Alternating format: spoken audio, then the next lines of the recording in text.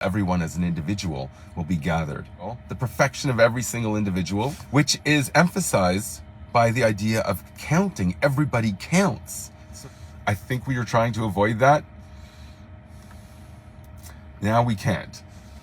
By enumerating these very important artifacts that were in the holy sanctuary to represent and embody the idea that God is meant to be in the physical world. It's supposed to be something that's apparent and obvious and experienced.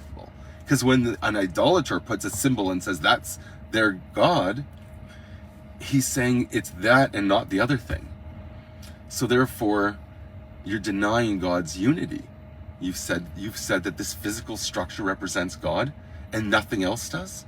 So monotheism teaches us that everything is meant to instruct and illuminate.